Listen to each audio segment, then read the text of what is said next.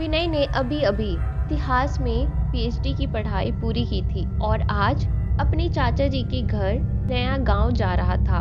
शाम को करीब 3 बजे वो अपने शहर से नया गांव के लिए ट्रेन में सवार हुआ। ट्रेन अपनी गति से लगातार दौड़ी जा रही थी। ये सफर काफी लंबा था, जिसमें लगभग 8 घंटे का समय लगता था। विनय 3 से 4 घंटे तक तो बाहर खिड़की से देखता हुआ जगता रहा। फिर अचानक से उसे थकान और नींद महसूस होने लगी, तो उसने बाकी का बचा हुआ समय सोकर ही काटना उचित समझा। कुछ घंटों की नींद के बाद उसे पता ही नहीं चला कि कब उसका स्टेशन आया। वो नींद से उठा और खिड़की के पास पहुंच गया उतरने के लिए। उसने घड़ी में जब समय देखा तो अभी 12 बजने में 4 मिनट ही बाकी थे। वो इस गांव में पहली बार आ रहा था, लेकिन उसको पता था कि उसके चाचा का घर स्टेशन से केवल 3 किलोमीटर ही दूरी पर था। में महज 30 मिनट ही लगते थे। ट्रेन से उतरकर विनय नया गांव के रास्ते पर चल रहा था। रास्ते पर बहुत घना अंधेरा छाया हुआ था। कुछ भी तो नहीं दिखाई दे रहा था, ऊपर से इतनी धुंध और जानलेवा ठंड। विनय ने अपने मोबाइल की फ्लैश लाइट को जलाई कि शायद इससे कुछ दिखने में मदद मिल सके और वो आसानी से आगे बढ़ सके।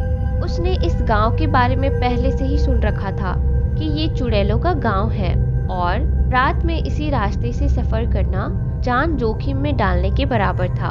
पर विनय इतिहास में बहुत रुचि रखता था, इसलिए भूत और चुड़ैलों में रत्ती भर भी भरोसा नहीं करता था। वो बिना किसी डर के अपने रास्ते पर आगे बढ़ रहा था। अचानक से उसे कुछ आवाजें सुनाई दी। इस रास्ते से आज तो कोई जरूर आएगा, इंसान का बच्चा, और का ताजा ताजा खून पीकर हम अपनी प्यास बुझाएंगे। विनय इस आवाज को सुनकर एक झाड़ी के पीछे छुपकर देखने का प्रयास करने लगा। उसने सबसे पहले अपने मोबाइल की लाइट बंद कर दी और ये क्या, विनय ने देखा कि चुड़ैलों का एक झुंड, जो कि बहुत ही डरावना और भयानक था, लगातार उसकी ओर बढ़ता चला आ रहा था। डर के मारे विनय कड़कड़ाती ठंड में भी पसीने से तरबतर हो गया था। डर के मारे उसे कुछ भी नहीं सूझ रहा था कि वो क्या करे और क्या नहीं। आज उसे जिंदगी में पहली बार चुड़ैल के होने का विश्वास हो रहा था। ये भयानक मुंह और खुले बाल, लंबे लंबे नाखून जो किसी का कलेजा चीरने के लिए काफी थे। विनय कांपते हुए कदमों से पीछे हटने लगा, मगर उसे ध्यान आया कि इस झाड़ी के अलावा उस रास्ते पर छुपने के लिए और कोई जगह नहीं थी। आज तो वो मन ही मन भगवान को याद कर रहा था, पर आगे जो मंजर था वो बहुत ही खौफनाक था। एक नहीं, दो नहीं, बल्कि चुड़ैलों का पूरा झुंड उसकी ओर आ रहा था। विनय ने ध्यान से देखा कि वो सब एक लाइन में चल रही थी। उनमें जो सबसे बड़ी चुड़ैल थी वो सबसे आगे थी और बाकी सब लाइन में के पीछे पीछे चल रही थी। ऐसा लग रहा था मानो वो उन सबकी या फिर उस झुंड की उस्ताद थी, जिसका सब चुड़ैलें अनुसरण कर रही थी। विनय डर के मारे वहां दुबका हुआ कई देर तक बैठा रहा, जब तक कि वो चुड़ैलों का झुंड उससे आगे ना निकल जाए। धीरे धीरे विनय उस झुंड को पार करते हुए आगे बढ़ा, तब जाकर विनय की जान में जान आई। अब विनय ने उनके निकल जाने के बाद गांव की ओर तेज गति से दौड़ना शुरू किया कि सांसें फूल रही थी और डर के मारे पूरा चेहरा लाल हो चुका था। जैसे तैसे करके वो अपने चाचा जी के घर के मेन गेट पर पहुंचा और दरवाजे पर दस्तक दी। उसकी चाची विद्या ने दरवाजा खोला और विनय को अंदर बुलाया। विनय ने चाचा जी को नमस्ते कहा और उनके चरण स्पर्श किए। चाची जी ने आशीर्वाद देते हुए कहा, चिरंजीवी भव। फिर चाची जी ने विनय से इतनी देर से आने का कारण पूछा और साथ ही कहा कि तुम हाफ क्यों रहे हो बेटा। वो चाची। विनय को कुछ समझ ही नहीं आ रहा था कि क्या जवाब दे, इसलिए उसने ये कहकर टाल दिया कि वो क्या है ना चाची जी, कि मेरी ट्रेन 2 घंटे लेट हो गई थी तो आने में जरा देर हो गई। चलो कोई बात नहीं बेटा, अपना सामान यहाँ खटिया पर रखो और मुंह हाथ धो लो, मैं तुम्हारे लिए खाना लगा देती हूँ। तभी अंदर से आवाज आई, अरे विनय बेटा तुम आ गए। ये विनय के चाचा ठाकुर अमर सिंह थे। विनय ने हाँ में सिर हिलाते हुए कहा हाँ और उनको प्रणाम कहा। आओ बेटा बैठो। चाचा जी ने विनय को अपने पास एक चारपाई पर बैठने का इशारा करते हुए कहा। विनय उनकी बगल में ही चारपाई पर जाकर बैठ गया। और बताओ बेटा, आने में कोई तकलीफ तो नहीं हुई ना? नहीं चाचा जी, विनय ने सहमी सी आवाज में जवाब देते हुए कहा। तो बेटा, खाना तैयार है, मैं खाना लगा देती हूँ, तुम चारपाई पर बैठकर अच्छे से खाना खा लो। विनय ने कहा। जी चाची जी। विनय के लिए खाना परोसा जाता है और वो चारपाई पर बैठकर खाना खाने लगता है। खाना खाने के बाद विनय पूछता है, चाची रूही कहाँ है, दिखाई नहीं दे रही है? बेटा, वो काशीपुर गई है, स्कूल का एक पिकनिक है, उस पर कल शाम तक वापस लौटेगी। इसी तरह विनय और चाची के बीच कुछ देर तक लंबा वार्तालाप चलता रहा और के बाद सब सोने के लिए बिस्तर पर चले जाते हैं। विनय अपने बिस्तर पर पड़ा पड़ा अभी भी उन चुड़ैलों के बारे में सोच रहा था, जो एक बहुत ही डरावना मंजर था उसके लिए। उसके मन में अभी भी जिज्ञासा थी उन चुड़ैलों की हकीकत के बारे में जानने की। विनय की बिस्तर पर लेटे लेटे अचानक आंख लग गई और पहुंच गया सपने में एक नई दुनिया की सैर पर। एक लड़की सफेद कपड़ों में उसके सामने रोड पर खड़ी थी। अंधेरी सुनसान रात, दूर दूर तक कोई भी तो नहीं था वहाँ। लड़की के ये लंबे लंबे गर्दन तक बाल थे, पर ने अपनी मुंडी झुकाई हुई थी। विनय से कुछ ही कदम की दूरी पर खड़ा था।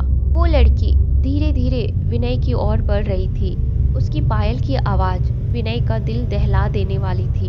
वो लगातार की ओर बढ़ी जा रही थी। विनय इतनी रात को उस सुनसान सड़क पर सफेद कपड़े पहनी हुई औरत को देखकर डर के मारे कांपने लगा। बहुत ही जल्द वो विनय के पास आई और बोली, क्यों विनय बाबू, पसंद आया ना ये गांव तुमको? मैं तो तुम्हारी अपनी ही हूँ, मुझे नहीं पहचानते? आखिर आ ही गए ना तुम इस गांव में, अब होगा मेरा बदला पूरा। तुम्हें यहाँ तुम्हारी मौत खींच लाई है। और हाँ, भागने की तो बिल्कुल भी कोशिश मत करना, मेरी नजर हर पहर तुम पर ही रहेगी। तो आओ तुम्हें कुछ नजारा दिखा दूं तुम्हारी मौत का।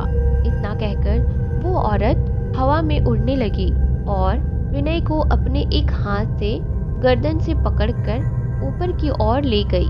विनय पूरी तरह से हवा में झूल रहा था। ने जब नीचे देखा तो वो जमीन से बहुत ऊंचाई पर था, हवा में झूल रहा था और उसकी गर्दन ठीक उस औरत के हाथ में थी। तो कैसा लग रहा है विनय बाबू?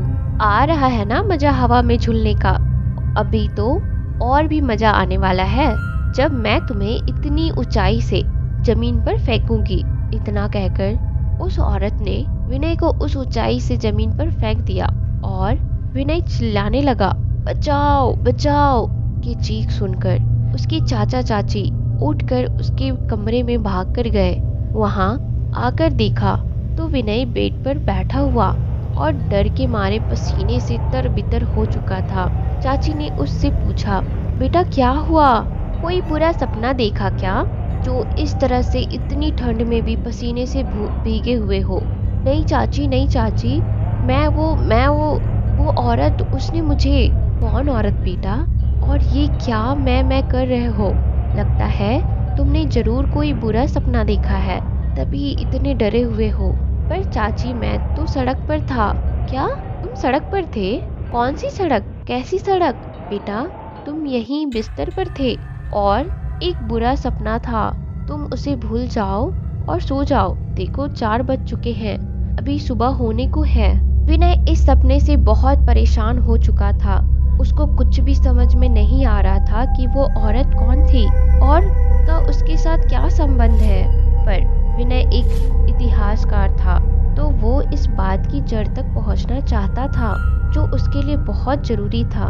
उसको ये इस बात सता रही थी कि आखिर वो औरत उसकी जान की दुश्मन क्यों बनी हुई है, उसने उसका क्या बिगाड़ा है, और वो तो उसको जानता तक नहीं था। यही सब बातें सोचते सोचते शाम हो गई थी। शाम को विनय अपने मूड को ठीक करने के लिए गांव के बाहर सड़क के रास्ते पर घूमने के लिए चला गया। जब वो उस रास्ते पर पहुंचा तो उसे वहां एक छोटी नन्ही सी चुड़ैल दिखाई दी। जो विनय को देखते ही जोर जोर से हंस हंस कर कह रही थी, तुम्हारी मौत बहुत नजदीक है, मुझे इंसाफ चाहिए भाई। मेरी मौत की बदला मैं जरूर लूंगी। जब तक हम ये बदला ना ले ले हम चैन से नहीं बैठेंगे। अब विनय बिल्कुल ही उलझ चुका था कि पास दो चुड़ैलों की कहानी थी जो उससे बदला लेने के लिए तड़प रही थी। एक तो वो चुड़ैल जो के सपने में आई थी और एक ये नन्ही सी छोटी सी बच्ची नुमा चुड़ैल। और खास बात ये थी कि दोनों ही उससे बदला लेना चाहती थी। पर बदले के पीछे की वजह क्या थी और कौन थी ये दोनों चुड़ैल? फिर विनय सारी रात इस बारे में विचार करता रहा कि आखिर माजरा क्या है। फिर उसे याद आता है कि उस नन्ही चुड़ैल ने उसको भाई क्यों पुकारा। आखिर वो उसकी बहन कैसे हुई, जबकि वो तो अपने पिता का इकलौता संतान था। तो उससे क्या रिश्ता हुआ और कैसे हुआ? विनय के इर्द गिर्द बस यही बातें घूम रही थी और साथ ही उसकी आंखों के सामने उन दोनों की तस्वीर घूम रही थी जिसको वो कभी चाह कर भी नहीं भूल सकता था। वो कौन थी? वो दोनों कौन थे? क्या संबंध था उनका विनय के साथ? क्यों बनी हुई थी विनय की जान की दुश्मन? नन्ही चुड़ैल ने विनय को भाई कहकर क्यों पुकारा? रात के 11 बज चुके थे। विनय घर से स्टेशन पर निकल चुका था। आज उसके चाचा की छोटी बेटी प्रभा आने वाली थी गांव। आज उसका कॉलेज खत्म हो चुका था और बहुत दिनों के बाद अपनी पढ़ाई पूरी करने के बाद पहली दफा गांव आ रही थी। उसी को घर तक लाने के लिए विनय के चाचा ने विनय को बाइक से उसे लाने के लिए स्टेशन तक भेजा है। विनय अभी गांव से कुछ ही दूरी पर निकला था कि उसे कुछ आवाजें सुनाई दी। मेरा बदला पूरा नहीं हुआ है बड़ी चुड़ैल। जब तक मैं उस यश के बेटे विनय को मौत के घाट नहीं उतार देती तब तक मेरा बदला कभी पूरा नहीं होगा।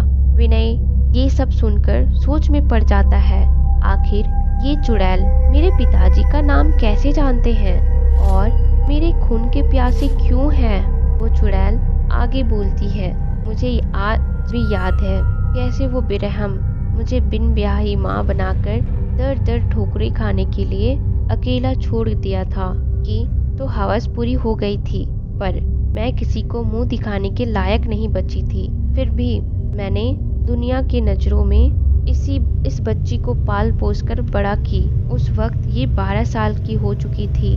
तब गांव वालों ने आखिर हमारा पता लगा ही लिया। मुझे गांव वालों ने बदचलन कहकर पुकारा और मेरे पवित्र प्रेम का अपमान किया, जबकि इन सब में मेरी तो कोई भी गलती नहीं थी। इसी अपमान से परेशान होकर मैंने और मेरी बेटी ने आत्महत्या कर ली थी।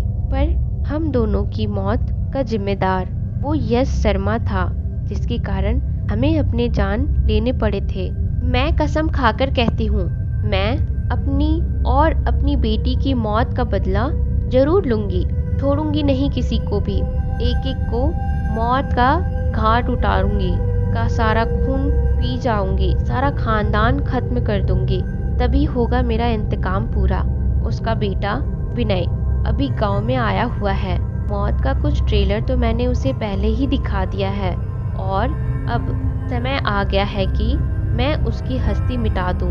अपने बेटे की मौत पर जब वो यश बिलख बिलख कर रोएगा तब मेरी रूह को शांति मिलेगी। तुम्हारी बात ठीक है राधा, बड़ी चुड़ैल ने बीच में ही बात काटते हुए कहा। ये इंसान होते ही ऐसे हैं, प्यार का नाटक करके किसी भी लड़की की जिंदगी खराब करने से बाज नहीं आते। मेरा तो मन करता है इनका कलीजा चीरकर सारा खून पी जाऊं। उन चुड़ैलों की बातें सुनकर विनय के रोंगटे खड़े हो गए। उसे विश्वास ही नहीं हो रहा था कि ये चुड़ैल वही लड़की है जिससे उसके फादर ने प्यार किया था। वो उनकी बदला लेने के लिए की बातें सुनकर डर जाता है। फिर उसे याद आता है कि उसे स्टेशन के लिए निकलना चाहिए। प्रभा आने ही वाली होगी ट्रेन से। ये सोचकर वो छुपते छुपाते वहां से स्टेशन के लिए निकल जाता है। सहमे सहमे कदमों से आगे बढ़ते हुए वो बाइक लेकर लगभग आधे घंटे बाद स्टेशन पर पहुंच जाता है। उसने घड़ी देखी तो पता चला कि ट्रेन के आने में अभी कुछ वक्त बाकी था। इसलिए वो गाड़ी के इंतजार में स्टेशन पर बनी एक सीट पर बैठ गया। चारों ओर उसे कोई नहीं दिखाई दे रहा था। फिर भी अपने मूड को सही करने के लिए उसने अपना फोन निकाला और गाने सुनने लगा। कुछ समय बाद ट्रेन ने सीटी मारी और छुक छुक की आवाज करते हुए स्टेशन की ओर आती हुई दिखाई दी। विनय अपनी सीट से झट से खड़ा हो कुछ ही पलों में ट्रेन स्टेशन पर आकर रुकती है। विनय ने हर तरफ ध्यान दिया मगर प्रभा कहीं नजर नहीं आती है। तभी पीछे से कोई उसके कंधे पर हाथ रखता है और आवाज आती है, भैया। विनय एकदम डर जाता है। ओह प्रभा, तुम हो? मैंने सोचा पता नहीं पीछे से कौन आ गया। मैं तुम्हें हर जगह ढूंढ रहा था और तुम हो कि मेरे पीछे ही आकर खड़ी थी। वो असल बात ये है भैया, मैं आपको सरप्राइज देना चाहती थी, इसलिए मैं ट्रेन से उतरकर आपसे नजर चुराते हुए आप ही के पीछे आकर छुप गई थी। और बताओ भैया, कैसे हो आप? मैं ठीक हूँ प्रभा। अब घर चलते हैं, बाकी सब बातें घर पहुंचकर करते हैं। देखो रात भी बहुत हो चुकी है और ये रास्ता भी वीरान है। मुझे लगता है हमें और देरी नहीं करनी चाहिए। ओके भैया, ठीक है, तो फिर चलते हैं घर। दोनों बाइक पर सवार होकर घर के लिए निकल पड़ते हैं। बाइक उस सुनसान रास्ते और सरपट दौड़ी जा रही थी।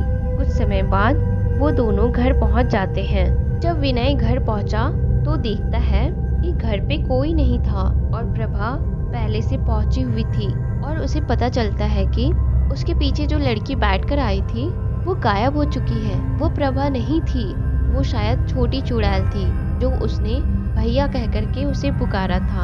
आखिर उसने विनय को क्यों नहीं मारा, क्यों छोड़ दिया?